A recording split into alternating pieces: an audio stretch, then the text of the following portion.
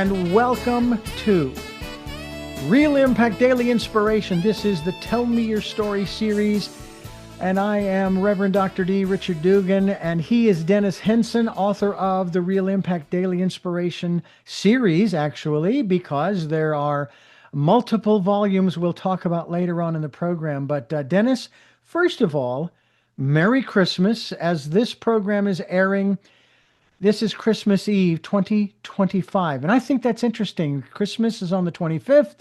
This is the 25th year of the 21st century. And it is great to be together here, bringing to a close the book that we've been featuring for 51, and this is the 52nd week. So thank you so much for being a part of what we're doing here. Thank you so much, Richard, for having me. I really have enjoyed this. I'm going to miss getting to talk with you every week. Well, I think there's something in the wind for 2026. We'll see. We'll see what happens. I'm excited about the future. I'm excited about the new year, especially because we're now living in a new home that we own, or at least, well, the bank owns it, but we're not paying rent to anybody. Congratulations. That was a struggle to get there, I know, but congratulations for getting over the hump. Well, I loved how you phrased it. You said it was the whole process that actually did take about a little over 2 months. Was like a soap opera. It really was.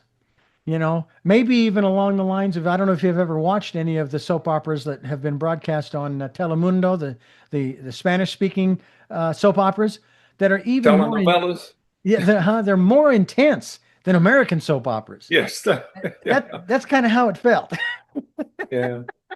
My wife is from Mexico, and we laughed at the difference in American soap operas and the telenovelas because they're so dramatic. I mean, it's really interesting. It really is. But I thank you also for helping my wife and I to keep our heads on straight as we went through the process. Very appreciative of that with your knowledge of real estate. And yes, even though the laws and the rules and all that kind of stuff are different from state to state, there is a generality about buying a house that is very interesting. And I flipped through the pages. I showed you the closing documents. I couldn't believe 150 pages. Now, we didn't sign 150 pages. But it's like all of that information. I mean, maybe one day I'll scan it in and have the computer read it to me, have AI read it to me and tell me, what does all this say? No, it's pretty boring. It is indeed. But anyway, let's move on. We are both, I don't know about you, you're more a football fan, I guess, than baseball. But we're going to focus today, ladies and gentlemen, on the poetry and quotes section of Real Impact Daily Inspiration. And because of the fact that I am an avid baseball fan, here on this Christmas Eve 2025, we're going to focus on Casey at the Bat. Casey at the Bat by Ernest Lawrence Thayer. It looked extremely rocky for the Mudville Nine that day. The score stood 2-4 with but one inning yet to play. So when Cooney died at first and Burroughs did the same, a pallor wreathed the features of the patrons of the game. A straggling few got up to go, leaving there the rest, with the hope which springs eternal within the human breast. For they thought if only Casey could get a whack at that, they'd put even money now with Casey at the bat. But Flynn preceded Casey, and likewise so did Blake. The former was a pudding, and the latter was a flake. So on the stricken multitude a death-like silence sat, for there seemed but little chance of Casey at the bat. But Flynn let drive a single to the wonderment of all, and the much-despised Blakey tore the cover off the ball. And when the dust had settled, they saw what had occurred. There was Blakey safe on second, and Flynn a hugging third. Then from the gladdened multitude went up a joyous yell. It bounded from the mountain top and rattled in the dell. It struck upon the hillside and rebounded on the flat, for Casey, mighty Casey, was advancing to the bat. There was ease in Casey's manner as he stepped into his place. There was pride in Casey's bearing and a smile on Casey's face. And when responding to the cheers, he lightly doffed his hat. No stranger in the crowd could doubt 'twas Casey at the bat. 10,000 eyes were on him as he rubbed his hands with dirt. 5,000 tongues applauded as he wiped them on his shirt. And while the writhing pitcher ground the ball into his hip, defiance gleamed from Casey's eye, a sneer curled Casey's lip. And now the leather-covered sphere came hurtling through the air, and Casey stood a-watching it in haughty grandeur there. Close by the sturdy batsman the ball unheeded sped. "That ain't my style," said Casey. "Strike one," the umpire said. From the bleachers black with people there rose a sullen roar, like the beating of the storm waves on a stern and distant shore. "Kill him! Kill the umpire!" shouted someone from the stand. And it's likely they'd have done it had not Casey raised his hand. With a smile of Christian charity, great Casey's visage shone. He stilled the rising tumult. He bade the game go on. He signaled to the pitcher, and again the spheroid flew, but Casey still ignored it, and the umpire said, "Strike two." "Fraud!" yelled the maddened thousands, and the echo answered, "Fraud!" But one scornful look from Casey, and the audience was awed. They saw his face grow stern and cold. They saw his muscles strain, and they knew that mighty Casey wouldn't let the ball go by again. The sneer is gone from Casey's lips. His teeth are clenched with hate. He pounds with cruel violence his bat upon the plate, and now the pitcher holds the ball, and now he lets it go, and now the air is shattered by the force of Casey's blow. Oh, somewhere in this favored land the sun is shining bright. The band is playing somewhere, and somewhere hearts are light. And somewhere men are laughing, and somewhere children shout. But there is no joy in Mudville. Mighty Casey has struck out. Author's note: take heart, no one bats 1,000. There will be other games.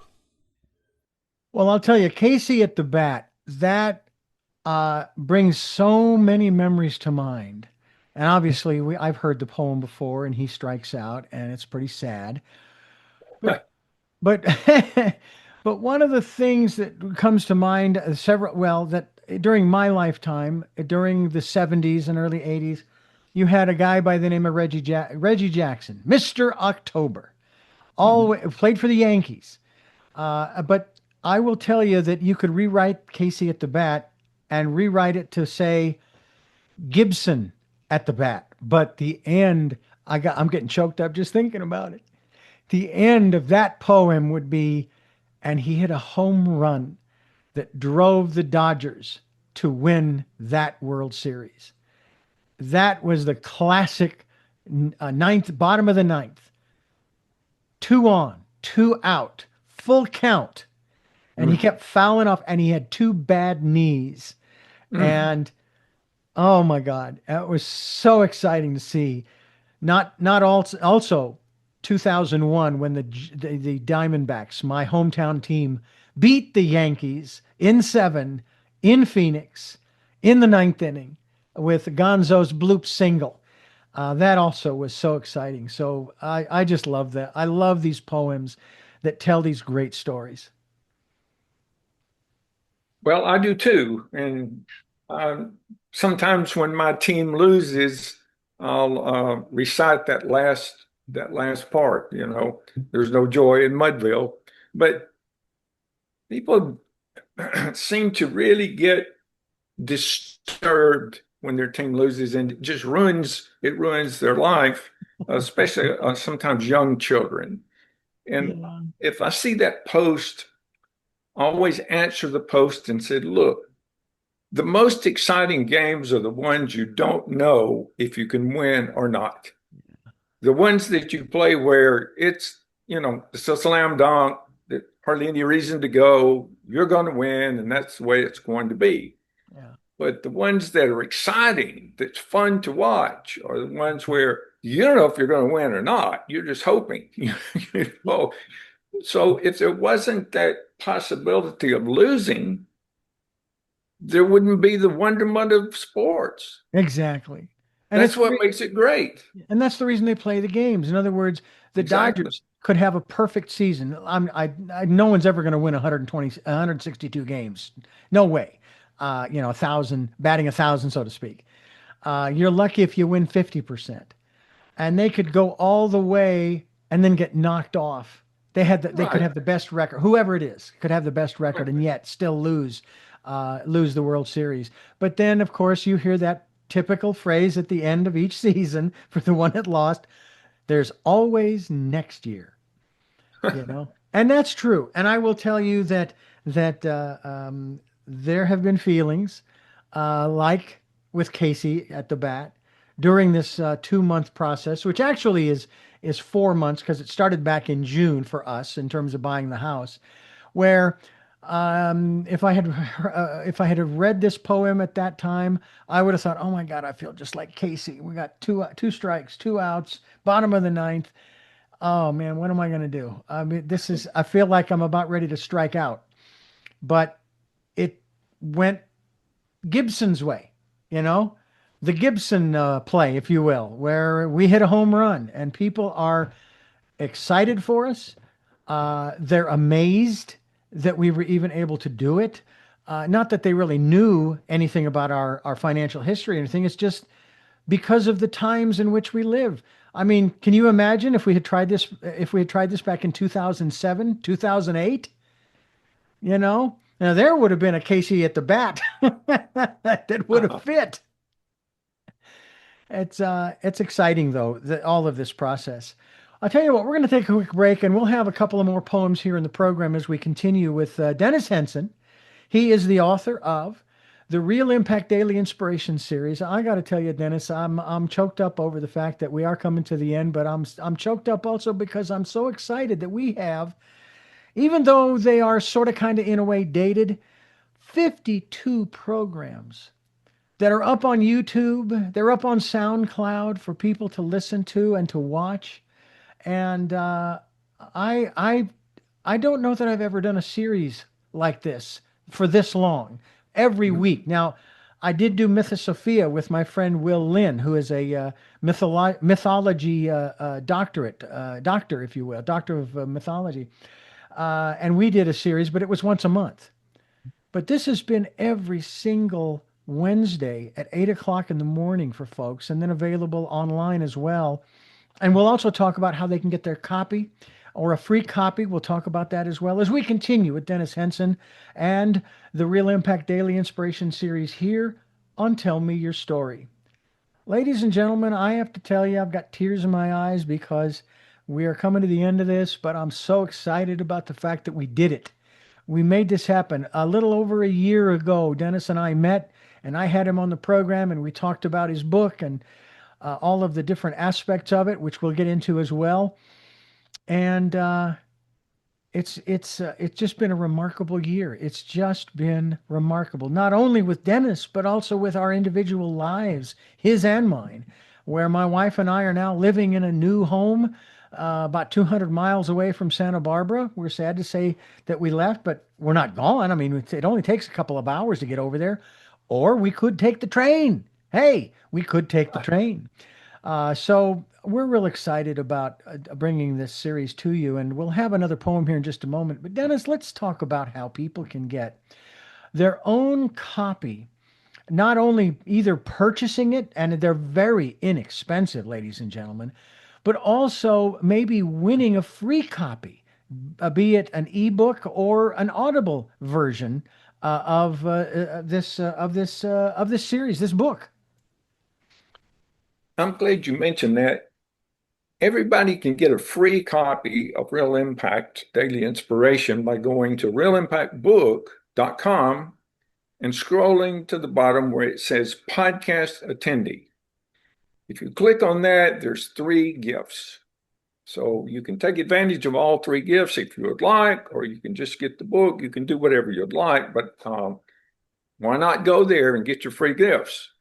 Also, somewhere on the webpage, there's the book of the month. So I put these super motivational books, ebooks, up, and they're free. You can come back every month and get a new book. And they're very powerful books. They're the ones that are listed in the back of Real Impact Daily Inspiration. You can also, there's some audios on there you can listen to. There's videos on there that you can watch. There's a charity where you can give Real Impact Daily Inspiration to disadvantaged children. Mm-hmm. We put them in the libraries of communities that just are having a rough time. They don't have much money. So you can donate there, get a tax write-off if you want to do that. There's other things there's a game there where if you find the lamp on the front of the book, let me show you the book here. Mm-hmm.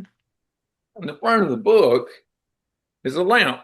Yep. And the game says, well, one of the lamps escapes and we don't know where it is.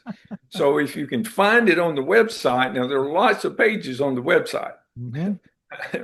I think Richard was looking for it on the first page, but it may be on the first page. It may be on one of the other pages, and it'll be small. But if you can find that and send us an email up there where it says contact us, send an email, and we'll send you the audio version, which is a $17 value. We'll send it to you for free. Mm-hmm. You can also get the Audible book if you have Kindle Unlimited. Mm-hmm. You get the ebook there. Right. So there's a lot there to be explored. And the truth, we're getting a lot of visitors to that site. I am surprised. We really are. And I'm writing a number of other books, and some of them people can't wait to get to, they'll hear the name. Mm-hmm. The Universal Laws of Success. I think that's the one that most people are wanting to get. That's a pretty good one. And then I'm doing one called Multiply Your Value 100-fold. That one's a lot of fun too. It covers 15 different people that multiplied their value in 15 different ways. So that one's very interesting. And then the Real Impact 2 and 3, and there may even be a 4, 7 Secrets of Success, and the Universal Laws of Success. I mentioned that one. I'm doing one other, Wisdom, Stature, God, and Man. So we've got lots of things coming. Yeah. And you'll want to get in there and sign up so that I will let you know when the next book is coming. But what's good about that is this. You'll either get it for free or extremely, because when you first do that, you want a lot of people to read it so that you can get reviews. Mm-hmm. So it's a good thing. Go to the website and get all the stuff and then check it next month. And we're adding something new almost every month. So that's why it continues to grow. Well, I'll tell you what, folks, we haven't played it in a while, but we're going to play The Mystery of the Lamp, as Dennis was talking about, so that you can understand why this image is part of the Real Impact Daily Inspiration cover. And I'm going to hazard a guess here, Dennis, that lamp will appear on the subsequent volumes of the Real Impact series. Oh, yeah, it will. Yeah. All right, folks, here is The Mystery of the Lamp. The Mystery of the Lamp. More powerful than the sun, the wind, or the tides of the 7 seas. Able to change the course of mighty rivers, the range of mountains, or even the paths of planets. Unhindered by time, size, speed, or space. This rarely recognized force was harnessed to create the pyramids, the Great Wall, the automobile and airplane, space travel and the atom bomb, the internet, and every other major accomplishment of mankind from the beginning of time. This invisible power, though similar in nature to gravity, inertia, magnetism, and the wind, contains more potential than all of these in combination. And though it is as available as the air and sun, it continues to be overlooked by the majority of humans. Even receiving the endorsement of Albert Einstein did not spur a great awakening, and its potential continues to remain a mystery to most. Yet, without fail, those who choose to take advantage of its secret often find their lives changed forever. It is truly an enigma why this ultimate force is so often overlooked. Are you familiar with the story of Aladdin? It tells of a young man who found an old lamp. While cleaning it, he realized that it possessed supernatural powers powers that granted his every wish and turned his dreams into reality. Yet, when he temporarily lost possession of the amulet, along with it went the magic. But when it was retrieved, its powers also returned. If you know this story, you probably consider it a fictional tale and believe it has nothing to do with reality. Yet, if that is what you assume, you're mistaken. For there is a similar talisman with powers that go far beyond those of Aladdin's lamp. And once you possess it and perform the secret ritual, your every wish may be granted, and you will be able to achieve your goals and realize your dreams. Now you're probably wondering, where can I find this amulet? And what is the secret? You've already found it. It's this book. You only need to possess it and perform the ritual. When you do, your fondest desires may be realized. But wait, this secret isn't magic. Instead, it is a powerful law of nature, similar to the effect of gravity, inertia, or magnetism. Although it is invisible, it can move mountains, change the sea's tides, and even conquer space. Just as ships at sea take advantage of the wind's power, you too can harness this powerful force to change the course of your life. Should you choose to take advantage of this knowledge, it will have a real impact on your future. When you're ready, I'll meet you inside. I absolutely love it. That is such a beautiful story, and it makes me think of another story that I was told. I think I read this story having to do with a lamp and a genie. And this has to do with sort of a prosperity or abundance and or wealth in a manner of speaking. These two gentlemen, we'll call them Richard and Dennis. They would get together every week or so, and they would have a meal together. They'd go out, have breakfast, and they'd have a great conversation. The food was great, and then when the bill came, Richard would grab the check and he'd pay it. He'd pull out of his pocket exactly the amount for the bill plus the tip, and they would then say their goodbyes and go on their way. Then the next week get together maybe for lunch, and the same scenario unfolded. And I'm going to shorten this up a bit. And then a few weeks later, they'd get together, went together for a dinner at a place, and the same scenario unfolded. Only this time, Dennis asked, "Hey, Richard, I really do appreciate the fact that you keep picking up the tab. I thank you so much. And I've thanked you each time. But how is it that you have exactly what you need every time the bill comes?" He says, "Well," and Richard says, "Well, there's this. I was cleaning the garage a few weeks ago, and I came across this lamp, this dusty old lamp. It was an oil lamp, and I started dusting it off, rubbing off the grime and grit and so forth. And all of a sudden, this genie pops out, and he says, 'I will give you one wish, and you can't wish for more wishes.'" And I thought about it and thought about it and thought about it, he says. And I said, "Can I get back to you on that?" He said, "Sure, I'll be here." So a couple days later, I come back, and he says, "Okay, I know what my wish is. My wish is to have exactly what I need when I need it, as I go through life." And I thought, that's a heck of a lot better than having $1 million in the bank, because you're going to be provided. And that actually ties in sort of a biblical story that Jesus told his disciples when they were all worried sick about their, what are we going to have for dinner tonight? And where are we going to sleep? And what am I going to wear tomorrow? And on and on and on with all those worries. And by the way, a sidebar here, Dennis has shared with me during our little sojourn through the real estate soap opera that we've been in, that worry, doesn't either. If you worry about something and nothing happens, then you worried for nothing. And if you worried about something and it happens, you still worried for nothing, because it was going to go one way or the other. So why worry? So anyway, the disciples, they go through this thing, and he says, "Well, now hang on a second. I don't know what you're so worried about. Look at the lilies of the field." Well, first he talked about the birds in the trees. They don't work. They don't toil. And look how they're cared for. And then he talked about the lilies in the field and the grass of the field and so forth, and how it's here one day and it's burned in the fire the next. Let tomorrow worry about tomorrow.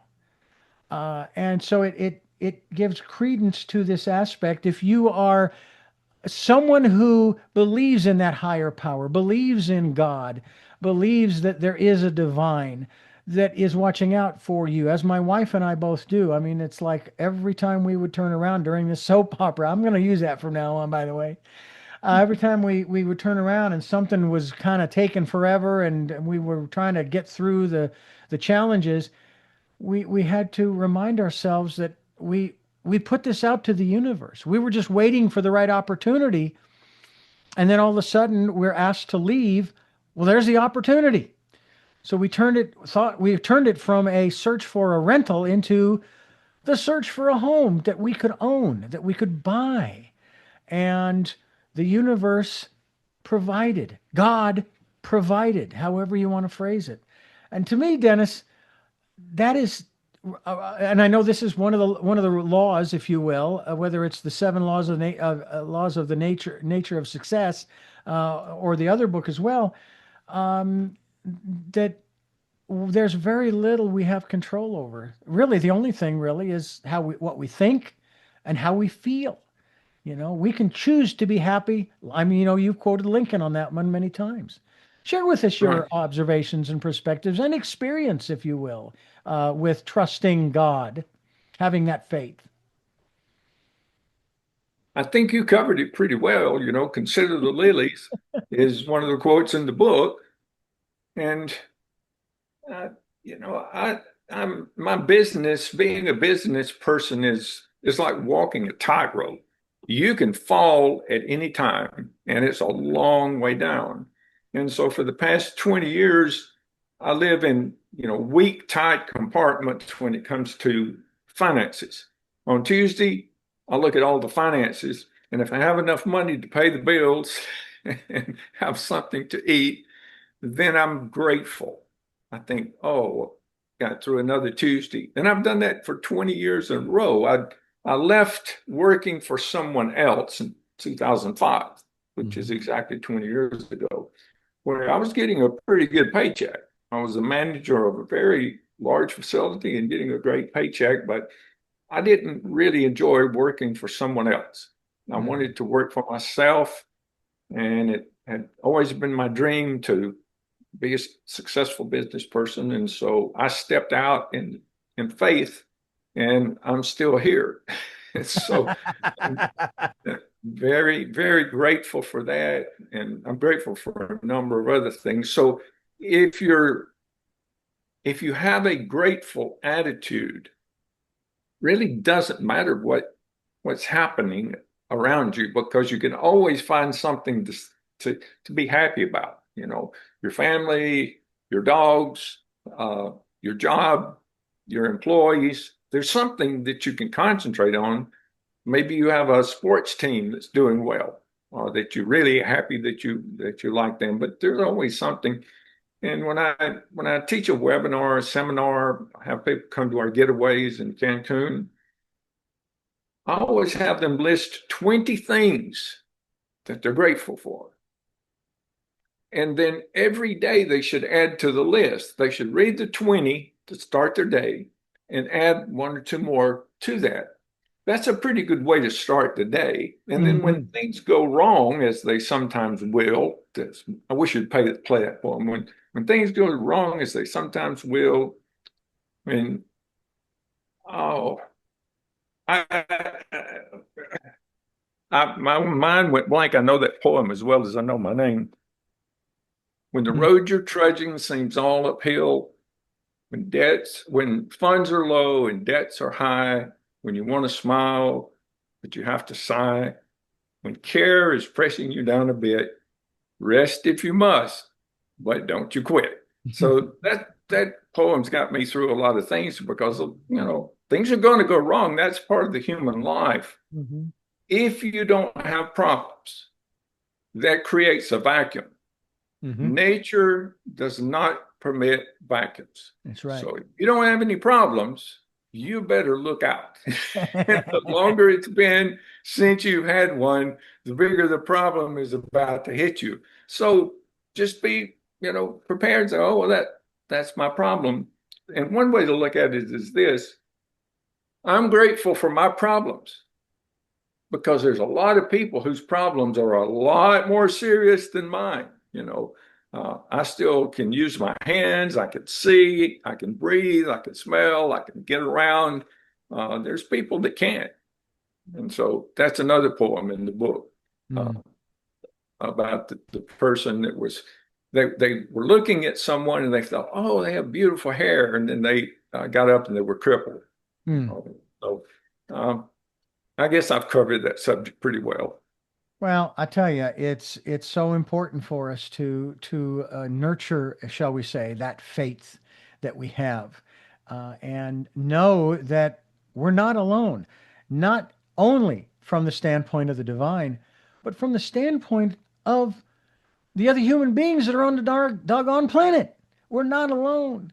So that's why I've so encouraged people to develop a network. Get to know your neighbors, get to know your coworkers, get to know sometimes even just the people in your neighborhood that you don't necessarily live near, but that you might see regularly at the car wash or the grocery store or wherever you go for your, your day-to-day business and so forth. Get to know folks, because not only, this isn't just about, oh, hey, can you help me? It's also about, can I help you? It's a reciprocal thing. And I've encouraged folks about that because of one of the focal points of this program, Dennis, is community. It is so important. And community is only community when you set aside your differences. And it's your differences that actually make this place a grand place. Okay, so remember that you and I may not think the same way, believe the same way, feel the same way. That is a positive. Be grateful for that, because can you imagine what this place would be like if we all thought the same way and felt the same way, and so on and so forth. So I hope that you'll consider that, and consider staying with us, because we got another poem here by a gentleman who has a very interesting name. I had to go back and listen to it a couple of times. Rudyard Kipling. That's an interesting name. I don't know where the guy's from. Maybe we'll find out when we get back here on Tell Me Your Story, the Real Impact Daily Inspiration Series. We're going to take a listen, Dennis, to a poem by a gentleman who has a very interesting name, as I mentioned before, Rudyard Kipling. Do you know where he's from? If I told you it would be wrong, I think he's from England. Okay. Well, let's take a listen to the poem, which I have multiple versions on in another location on my computer, read by, I don't know, 10 or 15 different people, this same poem. And I'm not sure what the reason was behind that, but I don't know. Maybe we'll get the answer to that as we listen to this particular poem by Rudyard Kipling. If, by Rudyard Kipling. If you can keep your head when all about you are losing theirs and blaming it on you. If you can trust yourself when all men doubt you, but make allowance for their doubting too. If you can wait and not be tired by waiting or being lied about, don't deal in lies. Or being hated and don't give way to hating, and yet don't look too good nor talk too wise. If you can dream and not make dreams your master, if you can think and not make thoughts your aim, if you can meet with triumph and disaster, and treat those two impostors just the same, if you can bear to hear the truth you've spoken, twisted by knaves to make a trap for fools, or watch the things you gave your life to broken, and stoop and build them up with worn-out tools.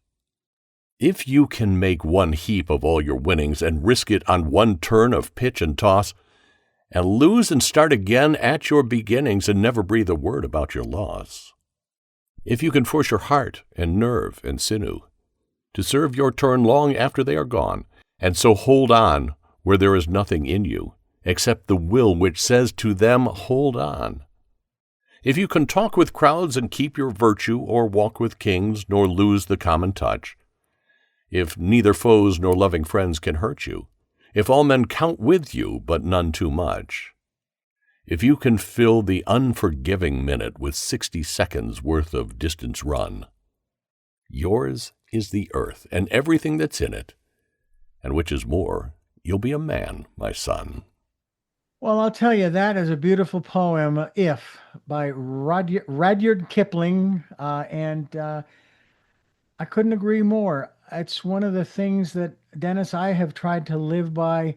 Uh, they gave me this poster when I left one of the radio stations back at Phoenix. They gave me this little poster that said words to the effect, do you know which way they went? I'm their leader. And there have been those days and times when I kind of felt that way at that station and in the since then as well.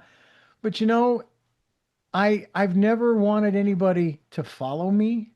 I've certainly felt good about sharing my thoughts and my perspectives, my personal philosophy, and quite honestly, even in this particular program, my emotions. A lot of people today, they're not wanting to appear vulnerable.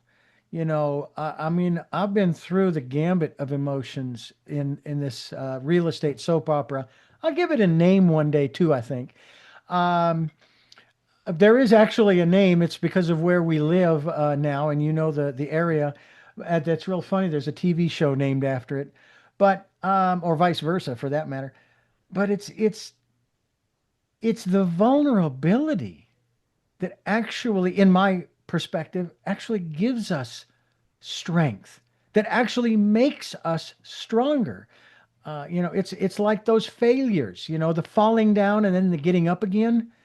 You get stronger every time you get back up. And I think that's what this poem is really talking about too.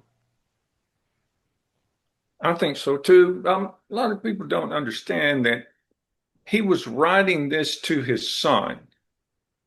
And that's why it ends the way it does. Mm-hmm. It wasn't just meant for men, although, he died in 1936, I believe. So back before then, yeah, most everything was talking to and about men. It was just the way it was back then. Mm-hmm. But that don't mean that this poem is not good for everyone. It is. That's a powerful poem. And I find myself, when I'm having certain struggles or difficulties, thinking about the lines in that poem. Mm. And that's one of the reasons it's good to read something positive every day. You plant things in your mind that come back out when you need them. Mm-hmm. The selection of poems that we're featuring on this particular program, I did not set up ahead of time. I'm just looking at the audio file in my editor, and I select one and I highlight it and I play it. And we've had two really good ones. Casey at the Bat, of course, and then If. But we've got another one I want to play here. It's only 2 minutes long. Once again, as I say many times, when I'm asking questions, when I'm conversing, the universe asks the questions. I'm just along for the ride. But thankfully, I've also been given a very curious mind. I'm grateful for that as well. But I love this one. This is another beautiful poem, and I hope that you folks enjoy it. The Touch of the Master's Hand by Myra Brooks Welch. 'Twas battered and scarred, and the auctioneer thought it scarcely worth his while to waste much time on the old violin, but he held it up with a smile. "What am I bidden, good folk?" he cried. "Who'll start the bidding for me? $1, then 2, only 2, $2, and who'll make it 3? $3 once, $3 twice, going for 3? But no. From the room far back, a gray-haired man came forward and picked up the bow. Then, wiping the dust from the old violin and tightening the loosened strings, he played a melody pure and sweet as a caroling angel sings. The music ceased, and the auctioneer, with a voice that was quiet and low, said, "Now, what am I bid for the old violin?" And he held it up with a bow. $1,000, who'll make it 2? 2,000, and who'll make it 3? 3,000 once, 3,000 twice, and going and gone, said he. The people cheered, but some of them cried, "We don't quite understand. What changed its worth?" Swift came the reply, "'Twas the touch of the Master's hand." And many a man with his life out of tune and battered and scarred with sin is auctioned cheap by the thoughtless crowd, much like the old violin. A mess of pottage, a glass of wine, a game, and he travels on. He's going once and going twice. He's going and almost gone. But the Master comes, and the foolish crowd never can quite understand the worth of a soul and the change that is wrought by the touch of the Master's hand. And Dennis, there is an aspect of this poem that really touches me as well. I realize this might rub up against other folks' philosophical perspectives. But I remember a passage from the Bible where Jesus says, "Be ye perfect, even as your Father in heaven is perfect." And I thought about that for a long, long time. And then I remember having read in the Old Testament where God is speaking, "I am that I am." Well, how are we supposed to be perfect? And then I thought, well, God is neither good nor bad, good or evil, right or wrong, white or black, light or dark, and so on and so forth, whatever other analogies you want to use or comparisons. And it was that statement from the Old Testament that really hammered it home for me. To be perfect, even as my Father in heaven is perfect, is just to be who I am. Now, and I say that to say this to myself, to you, to everyone who will be listening and watching, and that is that you are perfect right now as you are. It doesn't matter what foibles you've had in your life. That's not the relevant part. Like that violin. It was battered and it was this and that and the other, but it still was able to produce incredible music. And when we have what we talked about earlier from the poem "If" by Rudyard Kipling, if we but recognize that we are watched over and looked after and cared for, that, and trust, that's probably the biggest thing, and trust, then we're on our way, so to speak. Just let it go. It's like with our soap opera that I've joked about here. We've been perfect through the whole thing. That's not to say that we didn't get mired a little bit in the emotions and some of the little details. But the reality is that just as when I bought my very first house with my first wife, I asked, "So what did I do to deserve this?" And I got the answer, "You didn't do anything. I just want you to have it." So I'm thinking, okay, there's got to be a catch. So what do I have to do to keep it? And this is aside from paying the mortgage. What do I have to do to keep it? He says, "Nothing. You're my child. I want you to have the things that are good for you." And that's where that aspect of perfection comes in from my perspective. Dennis? Yes, I'm totally in agreement with everything that you said. I heard a story not long ago when it's actually going into the Real Impact 3 about the three people on the cross, Mm-hmm. the two thieves, and Jesus was on the cross, and it was a pastor, and he said, "I'm not anxious to die, but when I get to heaven, I already have a plan. And my plan is I'm going to go talk to that thief on the right-hand side, Mm-hmm. the one that said, this man hasn't committed anything wrong. Why are you giving him a hard time?" And Jesus said, "Today you will be with me in paradise." And he said, "Well, when I get to heaven, I'm going to look that guy up and say, when you came up to the pearly gates, how did that go? You were bad your entire life. You were you were supposed to be on that cross because you did the wrong things, and now here you are in heaven. Why are you here? How did you by what's your credentials? Mm-hmm. And he's probably going to say, well, the guy on, I can't even say it, the guy in the center cross told me I could come.